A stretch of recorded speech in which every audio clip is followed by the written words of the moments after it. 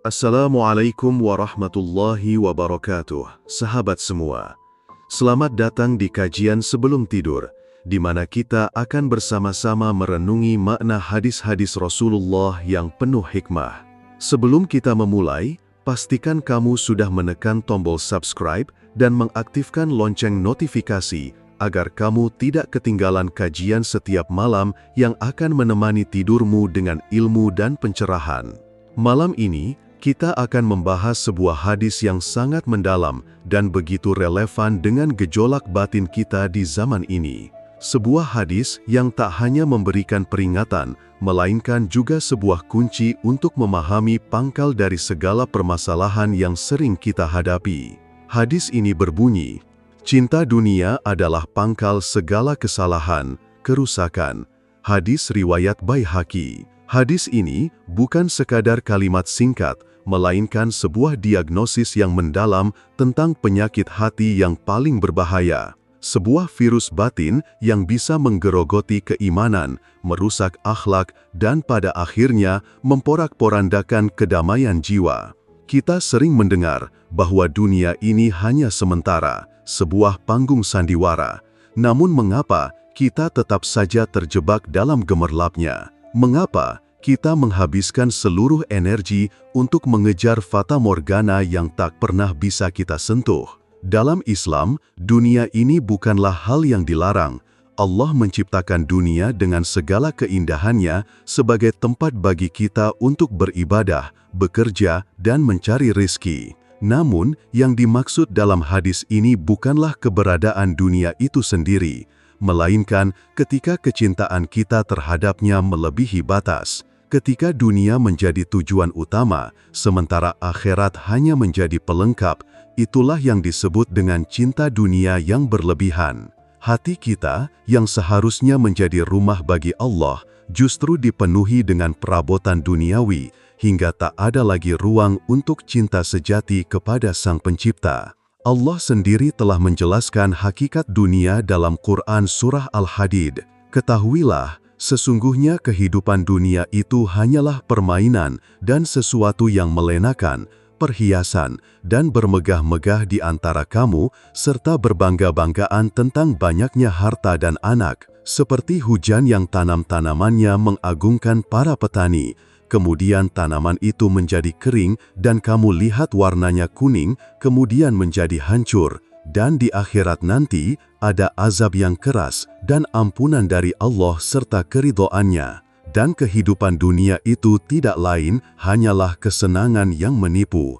Quran Surah Al-Hadid ayat 20. Ayat ini memberikan kita sebuah gambaran yang sangat jelas, membedah dunia menjadi beberapa lapisan yang menipu. Dunia itu bagaikan sebuah panggung hiburan yang megah. Ada permainan yang membuat kita lupa waktu dan melalaikan kewajiban. Ada hal-hal yang melenakan, seperti tren dan hobi yang tak ada habisnya, membuang usia kita pada hal-hal yang tak bermanfaat. Kemudian, datanglah perhiasan yang membuat kita terpana, seperti gadget terbaru, kendaraan mewah, atau pakaian bermerek, yang membuat kita merasa tidak cukup dengan apa yang kita miliki. Namun, yang paling berbahaya adalah bermegah-megah dan berbangga-banggaan, sebuah kompetisi tanpa akhir untuk menunjukkan siapa yang paling kaya, paling berkuasa, dan paling sukses. Allah menegaskan bahwa semua itu pada akhirnya akan layu seperti tanaman kering, hancur, dan tidak meninggalkan apa-apa. Kehidupan yang kita bangun di atas fondasi cinta dunia adalah rumah pasir yang menunggu ombak untuk meruntuhkannya. Pangkal dari segala kerusakan ini memanifestasikan diri dalam berbagai aspek kehidupan kita. Pertama, ia menyebabkan pengabaian terhadap kewajiban ibadah. Seseorang yang hatinya telah dikuasai dunia akan merasa ibadah adalah beban, bukan kebutuhan. Salat yang seharusnya menjadi tiang agama bisa terabaikan. Rasulullah bersabda, "Salat adalah tiang agama. Barang siapa yang mendirikannya, maka dia telah mendirikan agama, dan barang siapa yang meninggalkannya, maka dia telah meruntuhkan agama." Hadis riwayat Ibnu Majah. Betapa banyak dari kita yang rela menghabiskan waktu berjam-jam untuk mengejar proyek duniawi, namun merasa berat untuk mengalokasikan 5 menit saja untuk sholat. Cinta dunia membuat kita merasa lelah untuk menghadap Sang Pencipta, padahal hanya dengan menghadapnya-lah hati kita akan menemukan kedamaian yang sejati. Kedua, cinta dunia adalah pintu gerbang menuju kerusakan akhlak. Ketika hati kita terikat pada kenikmatan dunia, kita cenderung menghalalkan segala cara untuk mendapatkannya. Prinsip moral dan etika yang dulu kita pegang teguh, perlahan-lahan kita korbankan demi kekayaan, jabatan, atau popularitas. Kita bisa menjadi penipu, pencurang, bahkan pengkhianat. Rasa iri dan dengki yang merupakan racun hati lahir dari keinginan untuk memiliki apa yang orang lain miliki. Gibah dan fitnah menjadi alat untuk menjatuhkan saingan. Rasulullah bersabda, "Sesungguhnya orang yang paling dekat denganku di hari kiamat adalah orang yang paling baik akhlaknya." Cinta dunia menuntut kita untuk menukar akhlak mulia dengan kesenangan yang fana. Akhlak yang baik adalah cerminan dari keimanan yang kuat, dan jika fondasi ini rapuh, maka seluruh bangunan spiritual kita akan goyah. Ketiga, ia menumbuhkan benih kesombongan dan takabur dalam diri. Ketika seseorang meraih harta atau jabatan yang tinggi, seringkali ia merasa lebih baik dari orang lain, melupakan bahwa semua itu hanyalah titipan. Rasulullah bersabda, "Tidak akan masuk surga orang yang di dalam hatinya terdapat kesombongan meskipun hanya seberat biji sawi." Kesombongan ini menciptakan jurang pemisah antara kita dan sesama, merusak hubungan persaudaraan, dan membuat hati kita menjadi keras. Harta dan kedudukan yang kita miliki seharusnya menjadi alat untuk berbuat kebaikan, bukan untuk merasa lebih tinggi dari orang lain. Kesombongan yang diakibatkan oleh kecintaan pada dunia akan membutakan mata hati kita, membuat kita tidak mampu melihat kebenaran dan hakikat kehidupan. Keempat, cinta dunia yang berlebihan menciptakan ketergantungan terhadap materi dan kebahagiaan semu. Kita seringkali berpikir bahwa kebahagiaan sejati dapat dibeli, diukur dengan jumlah harta, atau dipamerkan di media sosial. Kita terjebak dalam apa yang disebut roda kebahagiaan, di mana kita selalu butuh lebih banyak untuk merasa puas. Padahal kebahagiaan sejati tidak dapat diperoleh dari dunia materi. Kekayaan, popularitas, dan semua kenikmatan duniawi ini pada akhirnya tidak akan memberikan kedamaian yang hakiki. Seperti yang ditekankan dalam Quran Surah Al-Baqarah, "Ketahuilah bahwa sesungguhnya kehidupan dunia itu hanyalah permainan dan sesuatu yang melelahkan." Quran Surah Al-Baqarah 200. Harta benda yang kita miliki seringkali tidak menghilangkan kekhawatiran, justru menambahnya. Dunia ini hanyalah tempat ujian. Setiap kenikmatan yang kita peroleh adalah ujian dari Allah untuk melihat sejauh mana kita bersyukur dan tetap menjaga iman kita. Dunia ini bisa menjadi ladang amal jika kita memanfaatkannya untuk mencari keridhaan Allah. Namun, jika kita terlalu terikat, kita akan terlena dan mengabaikan tujuan utama hidup kita. Pada zaman dahulu, ada banyak contoh orang-orang soleh yang hidup sederhana meskipun memiliki kedudukan dan ilmu yang tinggi. Salah satu contohnya adalah Imam Ahmad bin Hanbal. Beliau pernah berkata, "Sesungguhnya dunia ini seperti bayangan. Ketika kita mengejarnya, ia akan semakin menjauh.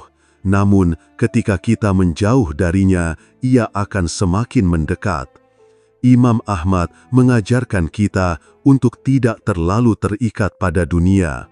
Bahkan, ketika beliau menghadapi ujian kekayaan, beliau selalu mengingatkan dirinya untuk tetap rendah hati dan fokus pada akhirat.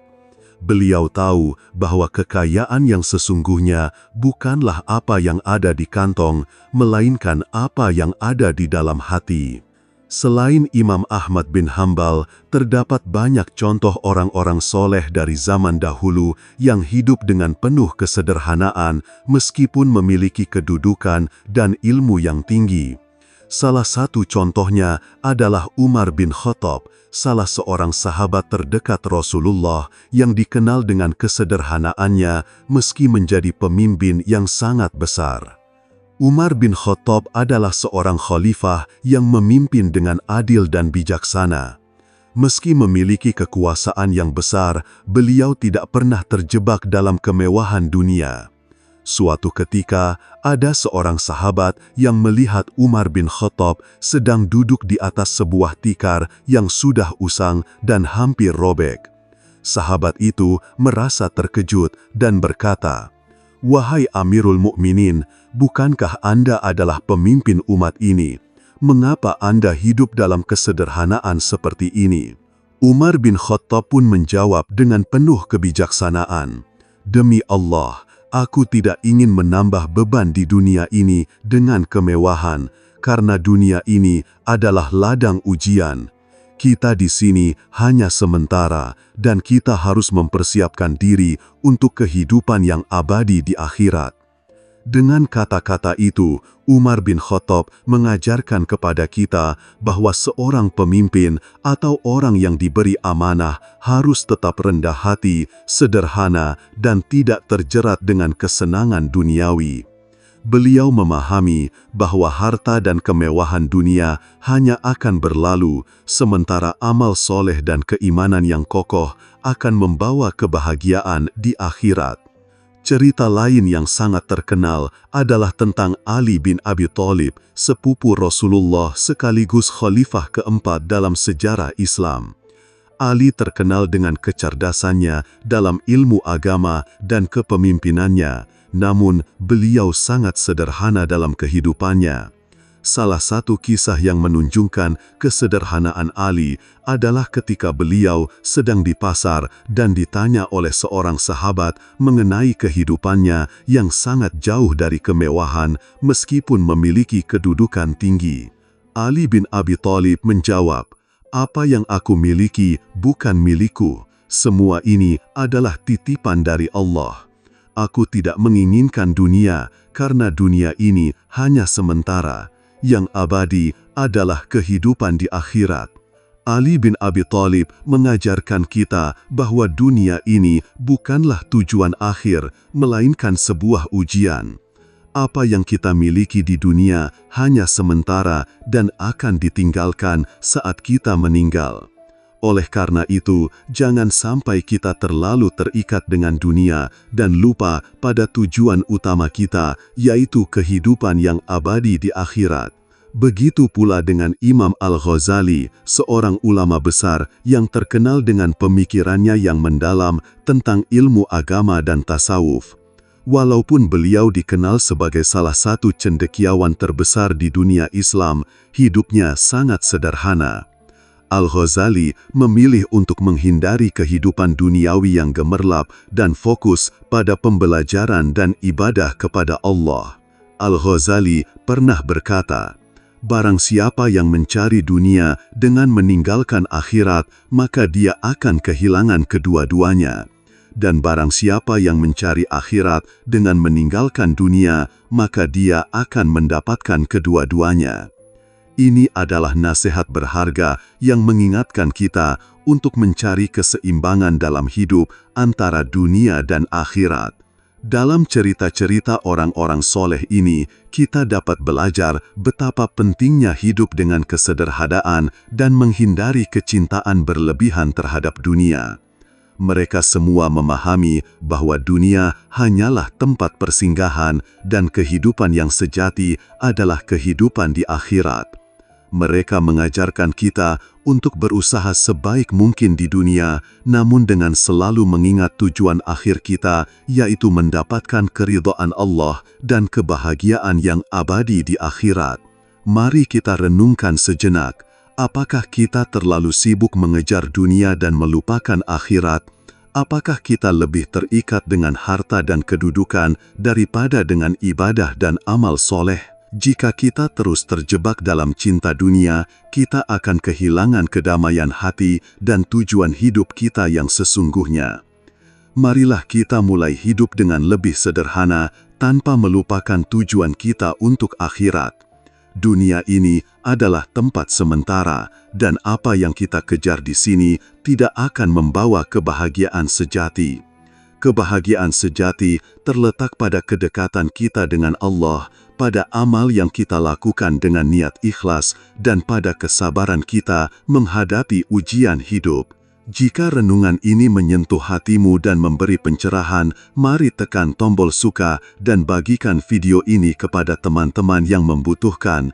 Jangan lupa untuk subscribe dan aktifkan lonceng notifikasi agar kamu tidak ketinggalan kajian lainnya. Sampai jumpa di kajian berikutnya. Semoga Allah senantiasa memberikan rahmat-Nya kepada kita semua.